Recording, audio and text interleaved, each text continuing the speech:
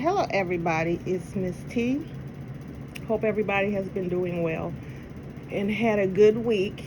It's Friday. God brought us through another week. Um, I also want to say to all the mothers, Happy Mother's Day on Sunday. I hope you have a beautiful day, whatever you are planning on doing. Um, Today we're going to do a little talking about, I guess I'll just keep this as a little bit of this, a little bit of that. Some things that I've been hearing or listening to in the news, or some things that I've been just thinking like, and bring them to my supporters and see how they feel about it. My first subject, this is what really got me this week. Now, I used to be a Beyonce fan years ago. I still think the woman has a lot of, confidence. I think I look at her more as a boss.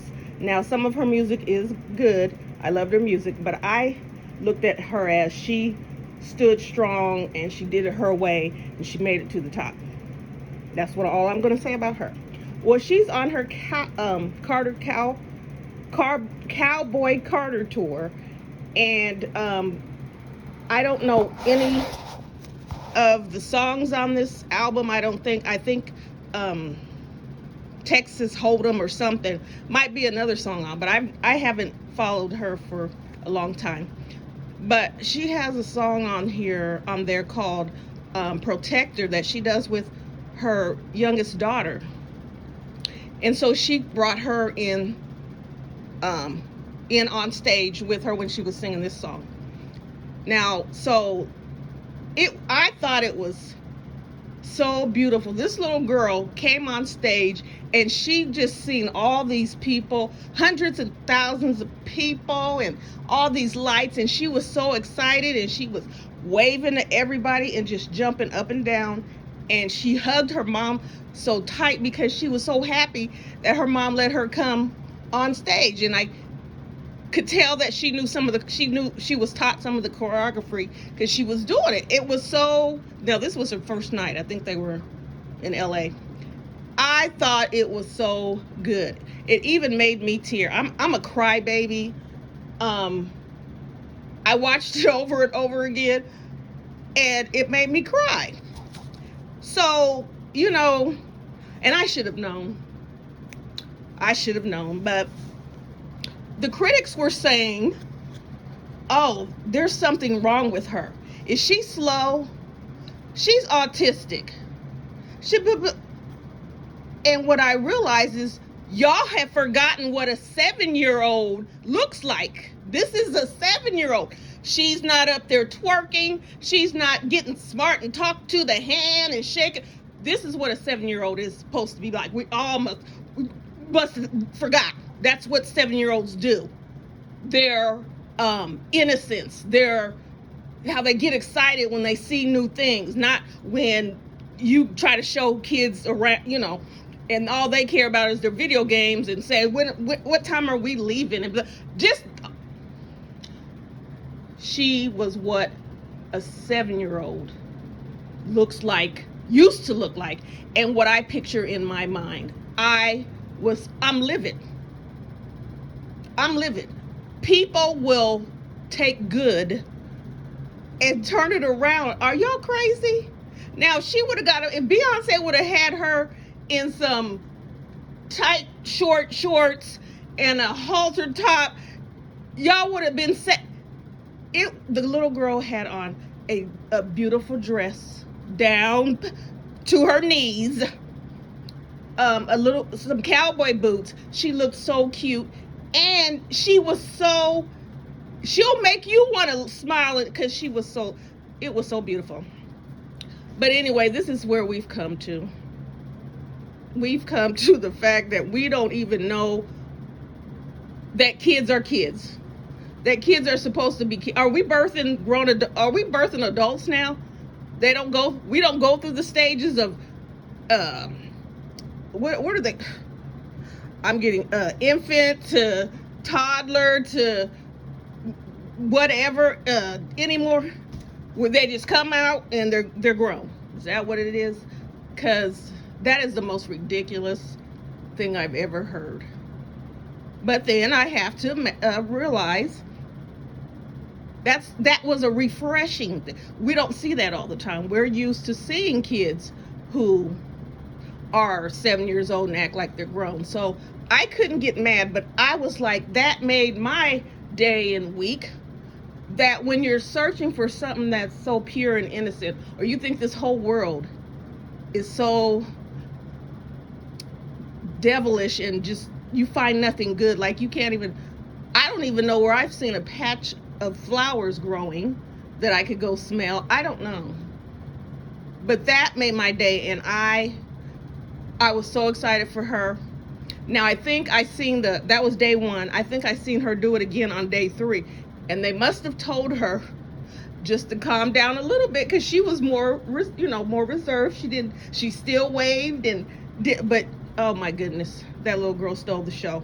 I just wanted to say that, because if you do, are you still looking for that innocence and that purity and that beauty in this hateful, devilish world?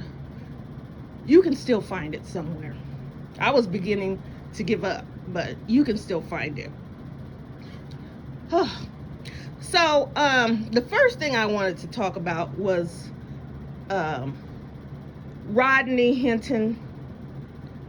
He's the father who ran over a retired police chief. I don't know if he's a chief, who was directing traffic.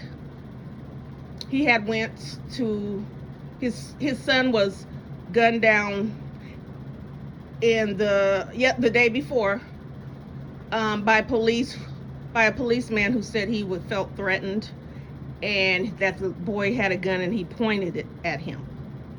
I seen a part of the clip. I didn't see where he pointed the gun. I didn't even see a gun. So I said there must be something, they're just showing us how they be like, we're not going to show you the actual, shooting. So I was like, okay, because I didn't see it. Well, they gathered up his family the next day, and they showed them the clip, and evidently it's not what the police officer said that it was. It wasn't cut and dry. It wasn't the boy pointed a gun at him, I was in fear of my life, and I shot. It was nothing like that at all. First of all, they said the little boy tripped and fell, and the gun hit the cement. I don't recall them saying he picked the gun back up. I don't know. Maybe they seen the gun when he tripped and fell, and the man just said he's got a gun, because he's seen a gun that fell. I don't know. But whatever the family seen, it was not what the police was trying to tell them. Now, of course, they're going to hype it up and say, well, you shouldn't be carrying a gun. The boy shouldn't have been stealing cars. And I don't know why the kids, the boys that were in the car were sleeping. So I don't know who found them and called the police. I don't know. But they surrounded them and got out the cars with their guns drawn and woke them up that way. Now, if you've ever been startled out of your sleep, I don't think, because I get, you're like, where am I? You're just not really in, all there. So, because people were like, well, why did they run? That, first of all, I don't know if they might not have known who it was. I mean, sure, there were police cars around, and sure, there were police officers with uniforms, but you're just being woken up and loud noise and whatever. So I can't say what was in their minds, but anyway, they did run. The father's family, all of them seen the footage. The father was very distraught. and upset because in his mind, they just M-word did his 18-year-old son. I'm not going to talk about why he was doing what he was doing because that's irrelevant at this point. The police officer said he was in fear of his life, and that's why he shot him. So his story needs to match what the camera says, and if it doesn't, then you're lying, because and if you're they always are in fear of their lives. Why are you police officers? Some people go into what their trade because this is what they've always wanted to be. They train, this is their ideal job. If you are so jumpy and so whatever, you don't need to be a police officer. You don't need to carry a gun and be able to make split decisions. None of that. Because I'm pretty sure if a brain surgeon decided that's what he wants to do in life, he can't go say, oh, there was a vein that didn't look, it scared me and I cut it open and he bled to You can't just choose your job, and then especially a very important job, a job that takes more than some other jobs. Like a police officer, you have to have your mind of steel. You have to make split decisions. You can't have fear. You should be less, fearful, because you have to be chasing, this is what you chose to do. So it just seems nowadays it's easier for them to say, I was in fear of my life and I shot him because I thought he was shooting at me. Now, that's what he said, and I'm gonna wait till the trial or whatever comes out, and then we'll see what happens then. So this man watched his son be shot and fall to the ground, and he was distraught. His family was so concerned that they didn't want him to drive. So a family member drove him home, and I don't know if they talked to him or if he said he was better or whatever, but somebody drove him back to the station, or where they seen the footage, so he could pick up his car. So he got in his car, and what the surveillance camera showed was him driving around the parking lot, leaving, coming back again, driving around the parking lot, and then leaving. Nobody knows what was going through that man's mind. Nobody was in that car with him. Nobody, you just don't know. All we know is that this man just watched a film of his 18-year-old son being gunned down. There had also been, I believe, 6 officer shootings in 9 weeks in that city. Now, I do believe, I will have to look, but I don't know if they were all fatal.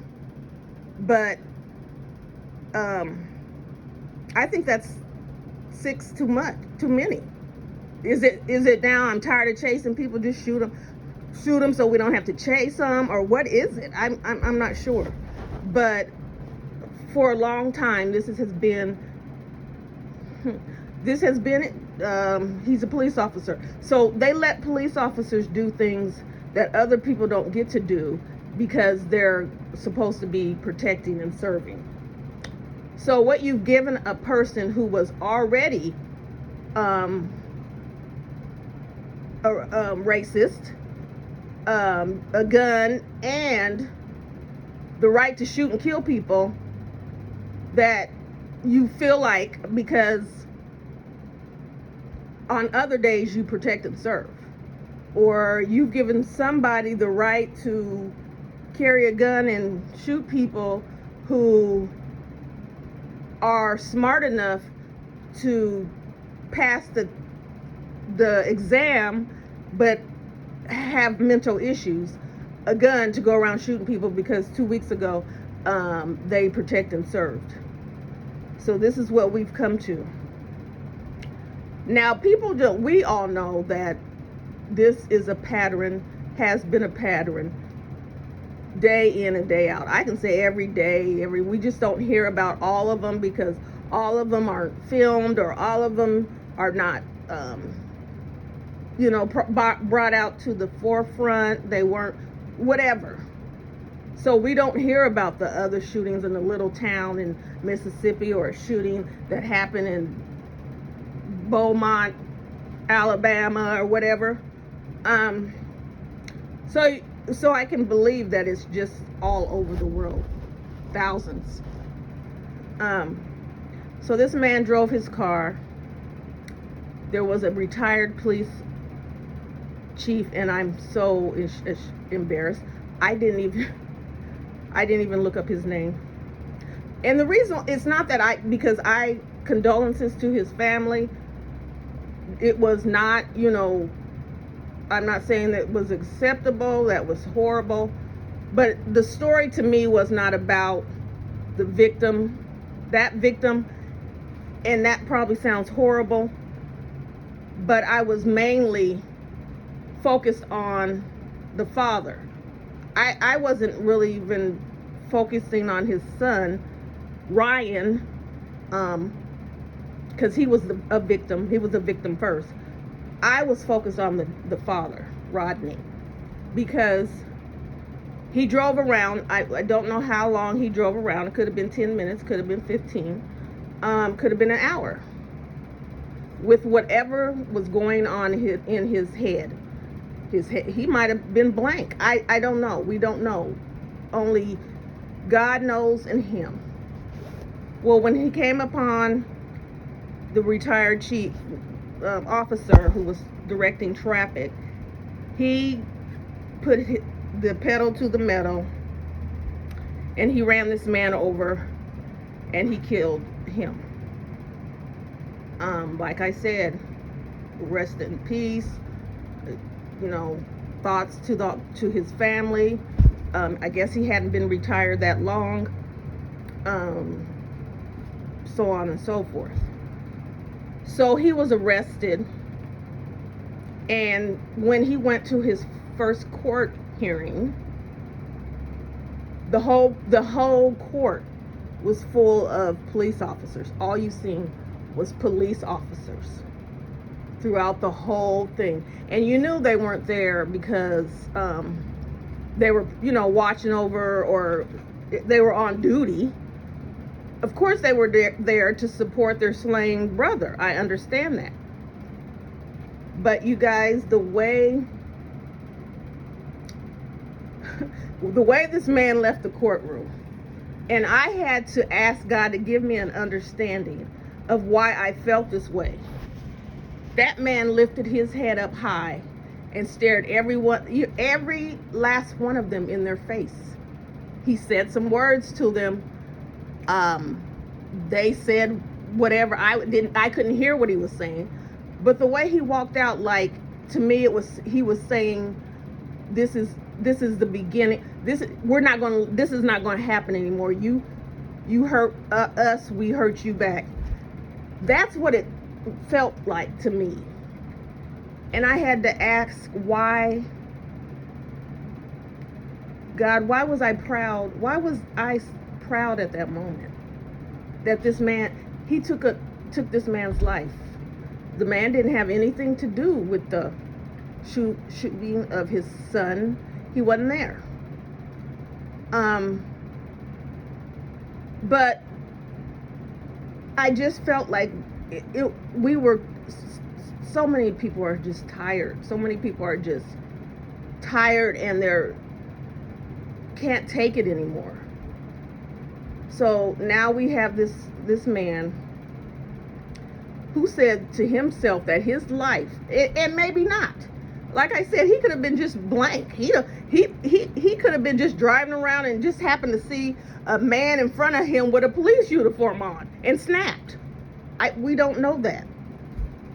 But in my mind, in my mind, it was like this man said, if nobody else, if he meant nothing to nobody else, he meant the world to me. That was my son. And you took him away from me. And I don't care what happens to me.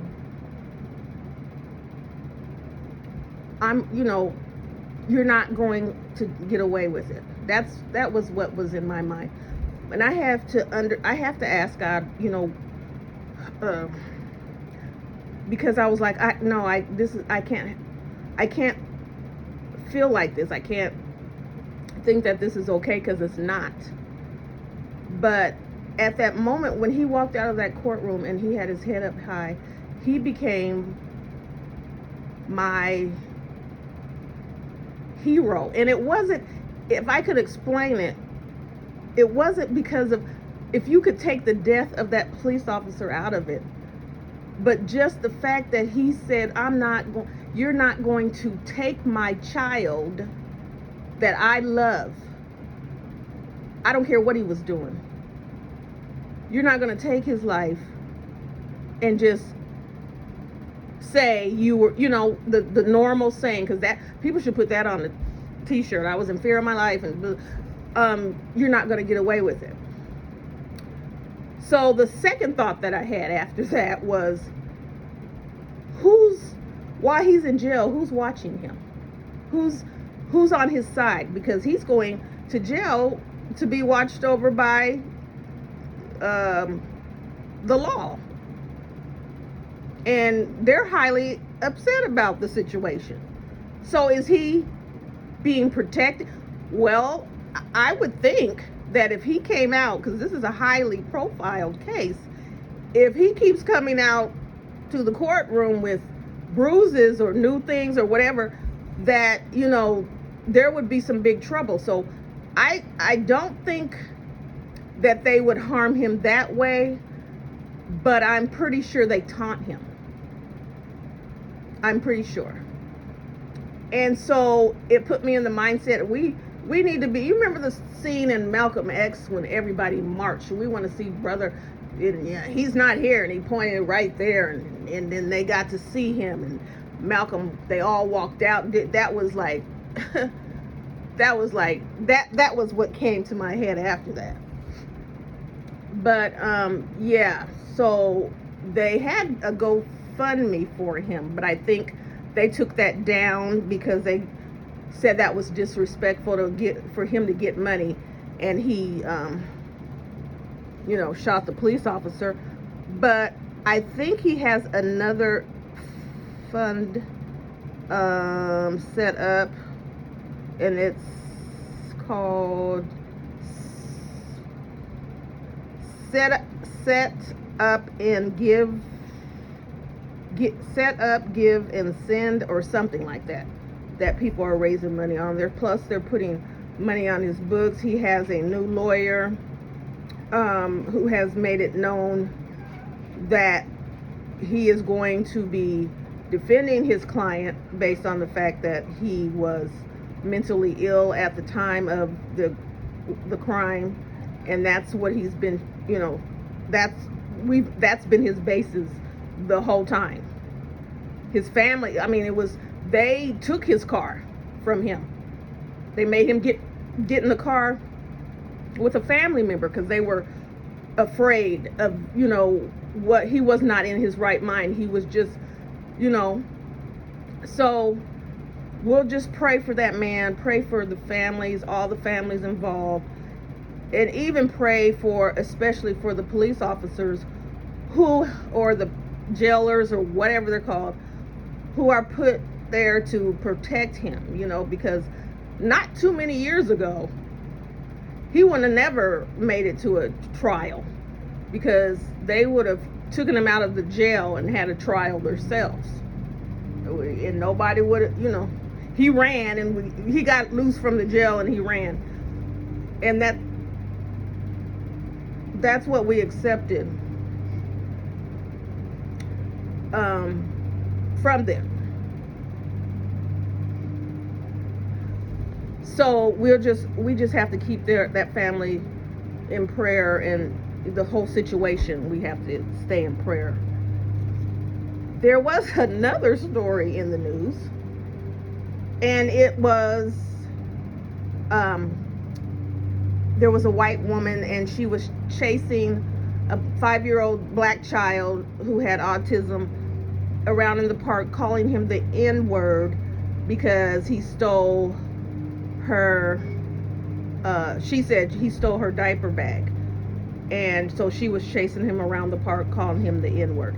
Well, a man seen this, and he started to film, and he was like, are you calling him the N-word? And then she was saying, yes, I am, because he stole my son's diaper bag. And he said, but does that give you the right to call him the N-word? She said, if he's going to act like one, yes, I'm going to call, the first thing I thought, because I didn't know the situation, and this man is out here cutting my grass. He did not tell me what time that he was coming to cut my grass.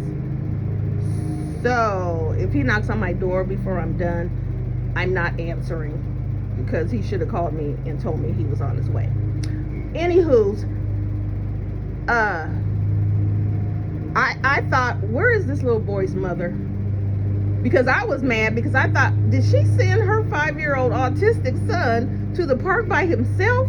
Because I could not believe that this woman got to chase this little boy around. His mama didn't come and snatch her ball-headed. I was like, something ain't right. Where's his mother? So when I got the whole story, actually he was Somalian. And I'm not saying that they're different. Well, yeah, I am saying they're different. They're more timid. They're in a different country. They don't really know,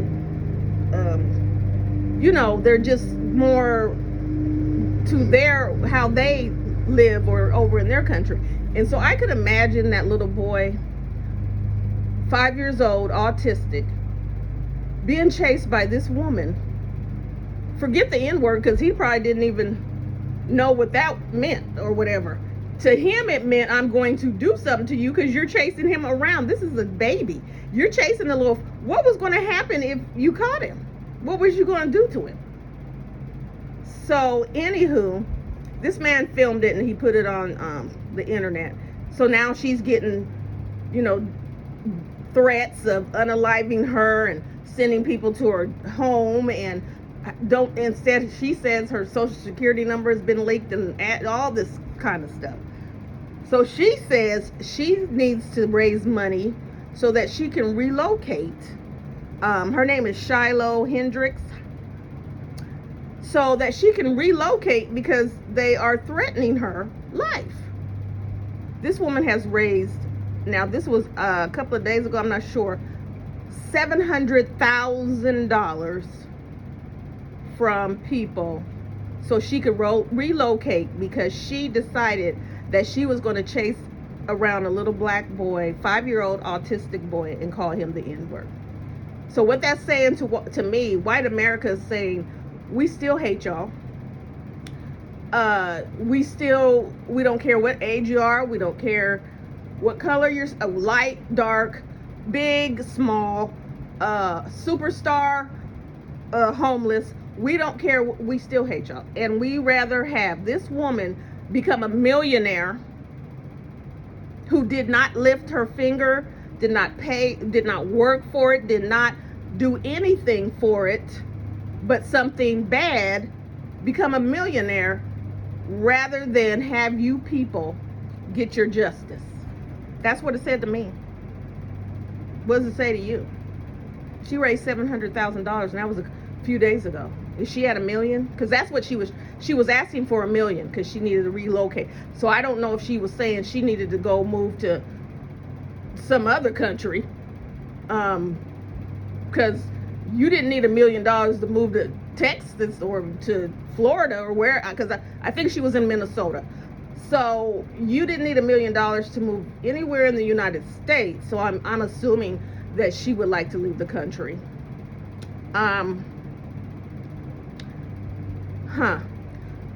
I believe they are trying to raise money for the family of the little boy. Not quite sure. I don't know if it was to get them a lawyer because they feel that they need to press charges which have not been pressed against this lady for assault or whatever.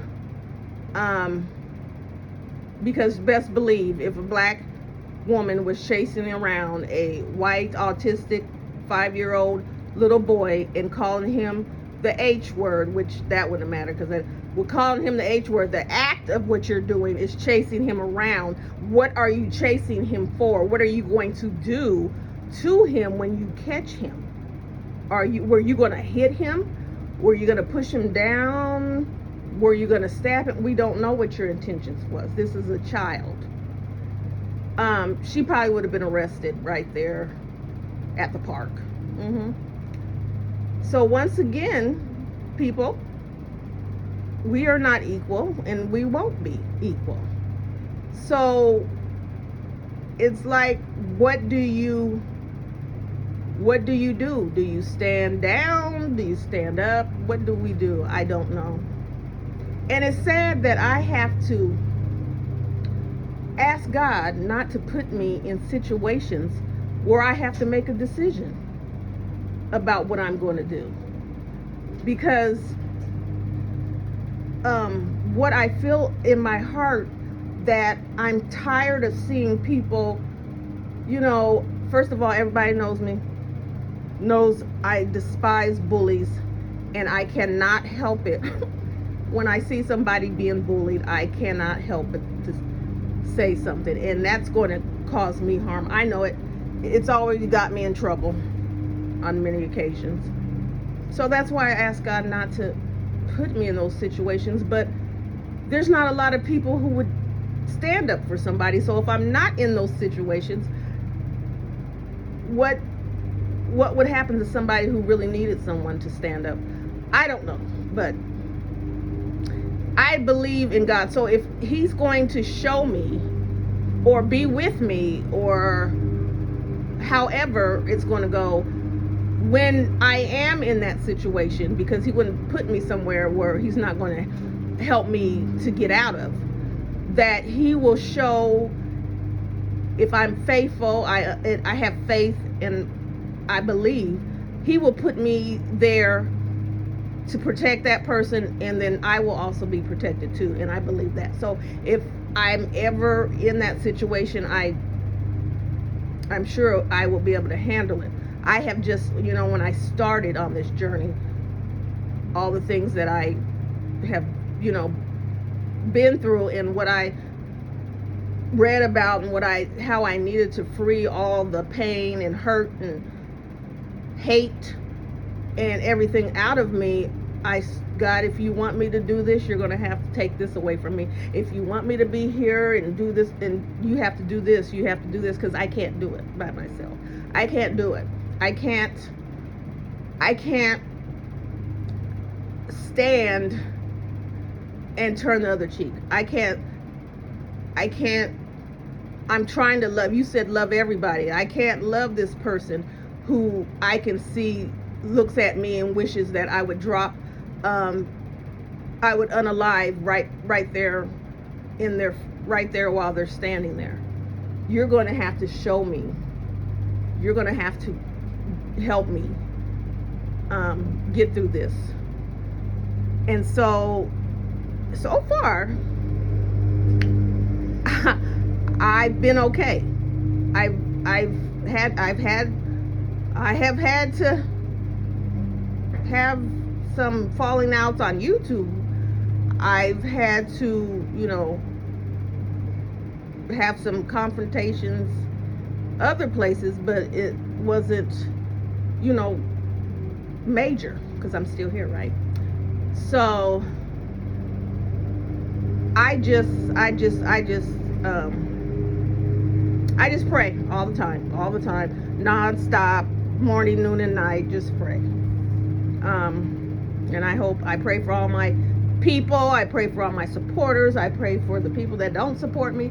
if we pray for everybody, maybe everybody will, if certain people will change, we can make a change. Because we're not going to make a change when people are like, because I don't like her and I don't like this group of people, because even though they look like me, I don't like them. So we're going to constantly be at battle with one another and not get the real poison out of our community, and that's the hatred that people have for us that have done nothing to them. And I already told you why I believe they hate us, because they know that we are God's chosen people. Read the Bible. So enough about that. I just, I want a segment where we hear happy stories and uplifting stories. So if you come across some of those, just let me know. I don't want to hear, I'm not following P. Diddy's trial. I don't want to hear another thing about it. I'm not following no rappers' trials. I don't care. I mean, I'm not saying, it's a different, same thing, different person who had the opportunity to get themselves out of whatever they were in, whatever life that they were in, and they chose not to. But they chose to take their fame and fortune and cause havoc, and instead of feeding his people or building a school for them to learn a trade to help them, push them up into the world, because none of that. So I'm not following no trial, none of it. I think it's been in the news too long now. I do hope that all people involved, because these are just the peons,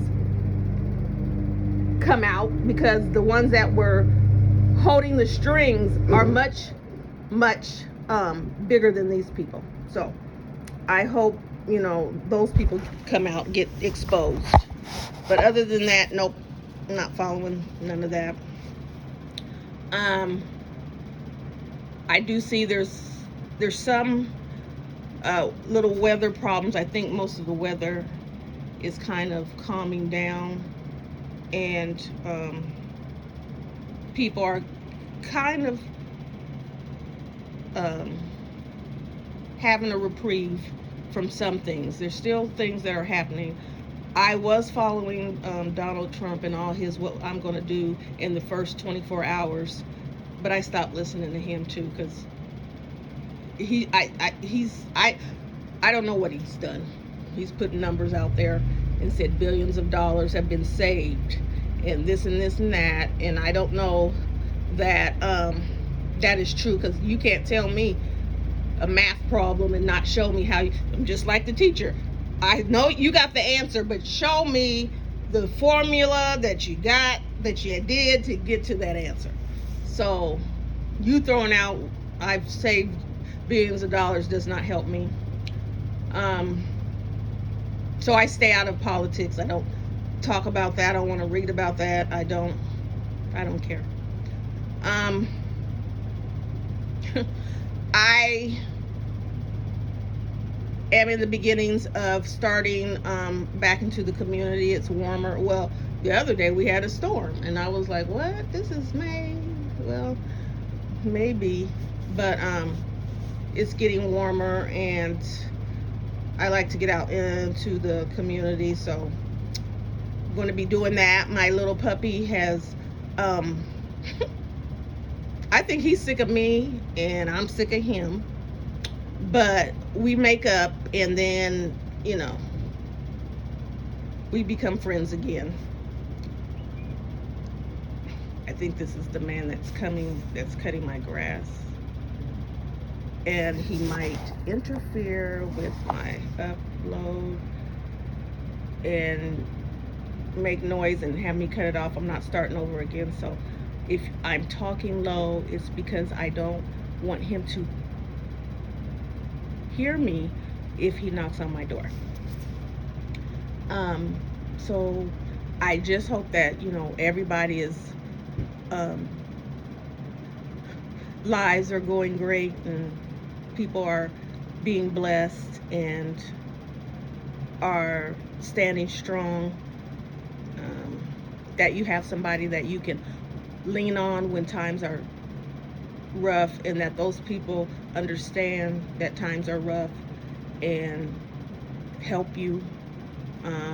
I hope that you are getting reading more, reading the Bible, letting scriptures uplift you, knowing that someday this is not going to be how it is anymore. I hope that we just understand that everybody needs reprieve. I mean, we don't know. People walk around with so much pain in their heart, so much carrying around baggage from their childhood in other areas of their lives, and they don't know how to release it. And some people are lucky enough just to be able to release it and find the Lord, find God, and He just takes it away from them. They don't have to think about that anymore. And then there's people that don't know how to release it, and they take other things, drugs, alcohol, sex, food, whatever it is, to try to stuff it down, and it doesn't work. It just makes things worse. We see it every day. We see all the people in the news that are passing away from taking fentanyl. You would think that no one in their, unless these people are thinking they're taking something else, I cannot see anybody ever putting pills that are called fentanyl in their mouths, because that's just like saying that's playing Russian roulette. Because it's just like, I don't know what's in it, why they even made it. If it's a pill that can get in your skin and cause you to pass away, all you have to do is touch it, and it can harm you. What was it made for? Who was it made for? What was it made for? Because it doesn't even seem like you should make that for an animal, to put them under or anything. What was it made for? To do exactly what it's doing? Or I don't know. I'm not going to start that either.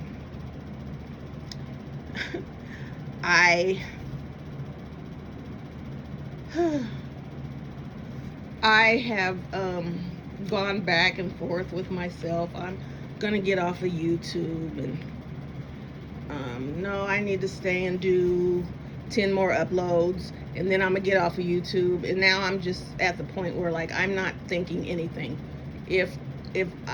Whenever I just click, if I just click and all, get off, I'm off.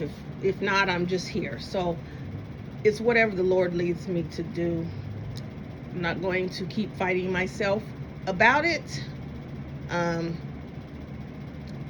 just going to see what happens. So anyways, that's really all that I have. I know you're like, what? Because you usually go on and on and on. But that's really all I had. I hadn't,